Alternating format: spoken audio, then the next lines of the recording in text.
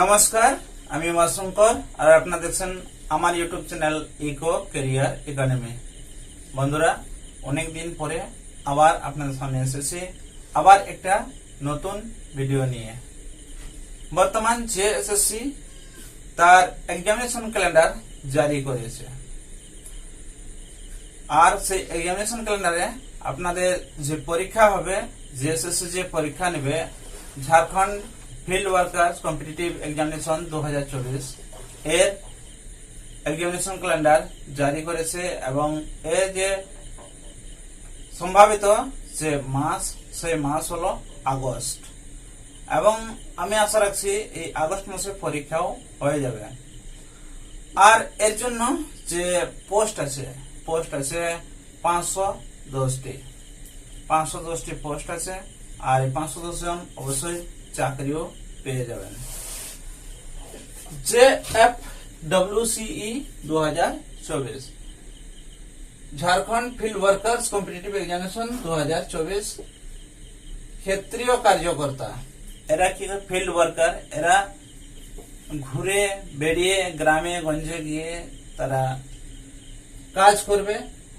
আর এটা কোন ডিপার্টমেন্টের? এটা হচ্ছে স্বাস্থ্য চিকিৎসা এবং পরিবার কল্যাণ বিভাগ, এই ডিপার্টমেন্টের। এর ফর্ম আপনারা ভরেওছেন, এর জন্য নতুন করে আর ফর্ম ভরতে হচ্ছে না, শুধু পরীক্ষা নেবে এবং ভ্যাকেন্সি গুলোকে ক্লিয়ার করবে, চাকরি দেবে। এতে পরীক্ষা যেভাবে হবে সেটা আগে ছিল সিবিটি মোড ও ওএমআর মোডে হবে, কিন্তু এবারে যেটা দিয়েছে তার এক্সামিনেশন ক্যালেন্ডারে তাতে লিখেছে যে ওএমআর মোডে পরীক্ষা হবে। এতে যে পরীক্ষা হবে সেই পরীক্ষার নিয়ম কি না, পরীক্ষার নিয়ম হচ্ছে পেপার 1, পেপার 2, পেপার 3, তিনটা পেপার 1-3 পরীক্ষা হবে। আর পেপার 1-এ কোশ্চেন থাকছে 120টা, পেপার 2-তে কোশ্চেন থাকছে 100টা, পেপার 3-তে কোশ্চেন থাকছে 120টা। প্রত্যেক প্রশ্নের যে উত্তর দেওয়া হবে তার পূর্ণ মান হচ্ছে 3। প্রত্যেক প্রশ্নের পূর্ণ মান হচ্ছে 3 নম্বর। আর এই 3-এর ভিতরে যদি প্রশ্নটার উত্তর আমরা সঠিকভাবে দিই তাহলে +3 মার্কস আমাদেরকে দিবে। আর যদি ভুল উত্তর দিয়ে থাকি তাহলে আমাদের সেই পাওয়া নম্বর থেকে -1 বাদ যাবে। আর এই পেপার 1 হচ্ছে ভাষার পেপার। সেই ভাষাতে হিন্দি ভাষা থাকছে আর ইংরেজি ভাষা থাকছে। হিন্দি ভাষাতে প্রশ্ন থাকছে 80টা আর ইংরেজি ভাষাতে প্রশ্ন থাকছে 40টা, দুটো মিলিয়ে 120টা। আর এই টোটাল যে নম্বর হচ্ছে পূর্ণমান তা হচ্ছে 360। এখানে আপনাদেরকে আনতে হবে 30%। না হলে আপনি কিন্তু কোয়ালিফাই করছেন না। এটা কোয়ালিফাইং পেপার 1টা। এর মানে হচ্ছে আপনি ঝাড়খণ্ডে চাকরি করবেন, আপনি হিন্দি জানেন কিনা, ইংরেজি জানেন কিনা সেটাকে যাচাই করা। তার জন্য এটা পরীক্ষা দিতেই হবে হিন্দি ইংরেজিতে। আর এতে পাস মার্কস হচ্ছে 30%। 360 নম্বরের 30% হচ্ছে আপনার 108 নম্বর। আপনার 108 নম্বর আনতে হবে। 108 নম্বর আনলে পরে আপনার যে দুটো বাকি পরীক্ষা দেবেন পেপার 2 ও পেপার 3, তার যে ওএমআর শিট সেইগুলো যাচাই করা হবে বা সেগুলো টেস্ট করা হবে যে আপনি ওইগুলোতে কত নম্বর আনছেন।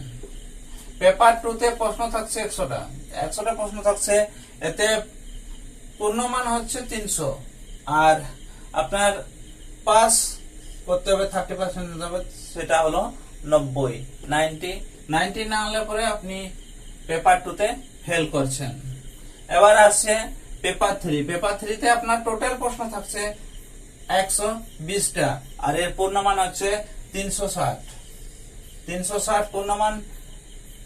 আর এতে আপনাকে 108 নম্বর আনতে হবে পাস করার জন্য। এর থেকে যদি কম হয় তাহলে কিন্তু আপনি ফেল করছেন।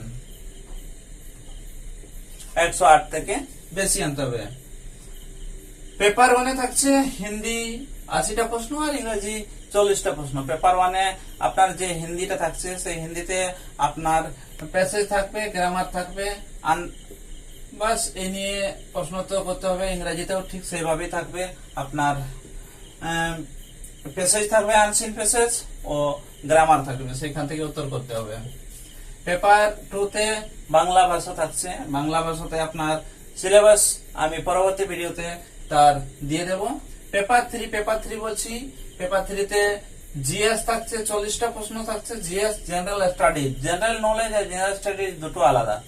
জেনারেল নলেজ বলতে আপনি যা জানেন তা, আর ওর সিলেবাস অনেকটা হয়। আর জেনারেল স্টাডিজ হচ্ছে যে আপনি কতটা জানবেন ততটাই জেনারেল স্টাডিজ। ওখানে আপনাদের সিলেবাস দেওয়া হবে, সিলেবাস অনুসারে আপনাকে পড়তে হবে। আর আসছে ঝাড়খণ্ড স্টেট রিলেটেড 50টা প্রশ্ন। 50টা প্রশ্ন আসছে যে আপনি ঝাড়খণ্ডের ব্যাপারে আপনি কতটা জানেন, ঝাড়খণ্ড নিয়েই আপনার প্রশ্ন আসবে। আর আসছে জেনারেল ম্যাথ। জেনারেল ম্যাথ এমনিতে এরিথমেটিক আছে, এরিথমেটিক ক্ষেত্রমিতি। 10টা প্রশ্ন আসছে। জেনারেল সায়েন্স থেকে আসছে 20টা প্রশ্ন। আর এইখানে দুটো যে আছে সি আর ডি, জেনারেল ম্যাথ ও জেনারেল সায়েন্স, এই দুটোতে কিন্তু আপনার যেগুলা সায়েন্স বেস স্টুডেন্ট আছে তারা কিন্তু এই প্রশ্নগুলো 30টা প্রশ্ন অনায়াসেই করতে পারেন। 30টা প্রশ্ন একেবারে ঠিক করতে পারেন যারা সায়েন্স স্টুডেন্ট। তার জন্য আর্টস স্টুডেন্ট গুলোকে একটু ওইখানটাতে বিশেষ নজর দিতে হবে। এইগুলো আপনাদের কিভাবে আনতে হবে তার আলোচনা।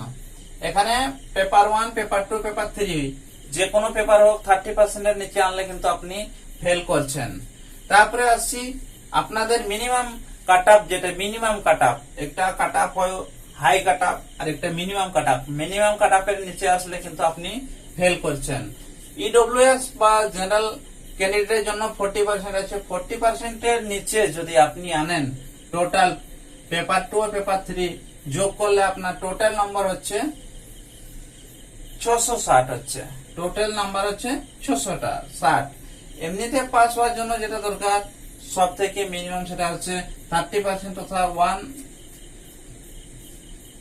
198 দরকার আপনার মিনিমাম পাস করার জন্য। কিন্তু এখানে ক্যাটাগরি ওয়াইজ আপনার মিনিমাম যেটা কাট আপ আছে সেটা হচ্ছে 40%, অর্থাৎ 264 নম্বর আপনাকে আনতে হবে, 264। এসটি/এসসির জন্য আপনার 32%, অর্থাৎ 211।